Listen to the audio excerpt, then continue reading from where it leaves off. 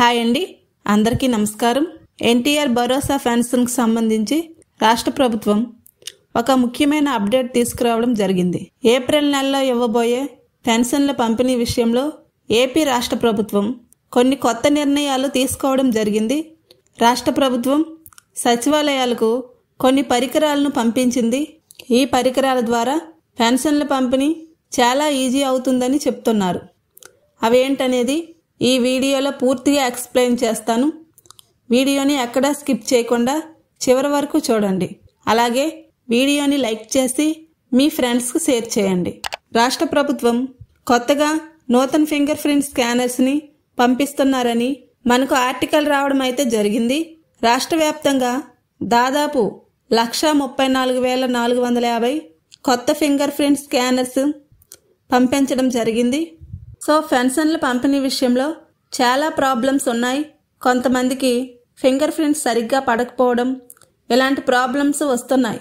కావున ప్రభుత్వం నూతన ఫింగర్ ప్రింట్ స్కానర్స్ని పంపిణీ చేయడం జరిగింది.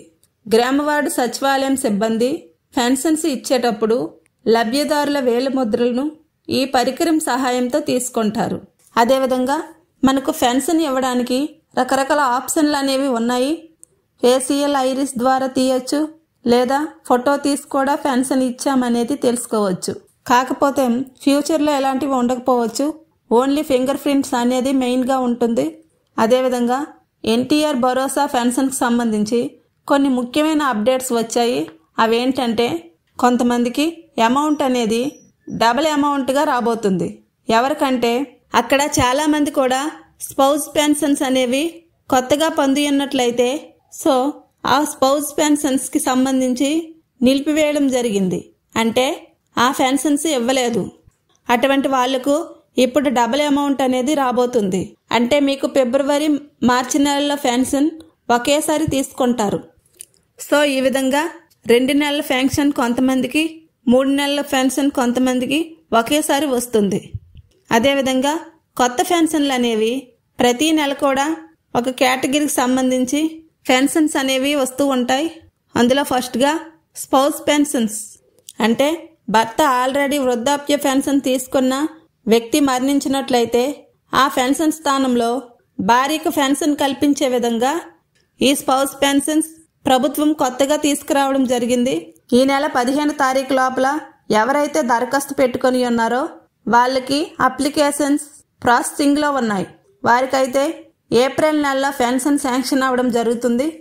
సో ఏప్రిల్ నెలలో కూడా ప్రభుత్వం కొత్త పెన్షన్స్కి అవకాశం ఇవ్వడం జరుగుతుంది. ఈ మార్చి నెలలో ఎవరైనా వృద్ధాప్య పెన్షన్ తీసుకున్నటువంటి వ్యక్తి భర్త మరణించినట్లయితే నెక్స్ట్ మంత్ 15 తారీఖు లోపల అప్లై చేసుకోవాలి. దానికి కావాల్సిన డాక్యుమెంట్స్ ఏంటంటే భర్త యొక్క డెత్ సర్టిఫికేట్, అదేవిధంగా భార్యకు సంబంధించిన ఆధార్ కార్డ్, మీ యొక్క పాస్పోర్టో తీసుకొని వెళ్ళినట్లయితే మీ యొక్క పెన్షన్ అనేది సచివాలయంలో అప్లై చేయిస్తారు. సో ఈ రకం పెన్షన్లు మాత్రమే ఏపీలో కొనసాగుతున్నాయి. అలాగే 50 సంవత్సరాల పెన్షన్స్, అదేవిధంగా వివిధ రకాల వృత్తుల వారీగా వచ్చిన పెన్షన్స్, వీటన్నిటి మీద ప్రభుత్వం ఎలాంటి అప్డేట్స్ ఇంకా విడుదల చేయలేదు. ఓకే ఫ్రెండ్స్, ఇలాంటి యూజ్ఫుల్ వీడియోస్ కోసం ఈ ఛానల్ని సబ్స్క్రైబ్ చేసి ప్రక్కనే ఉన్న బెల్ ఐకాన్ను క్లిక్ చేయగలరు. Thank you.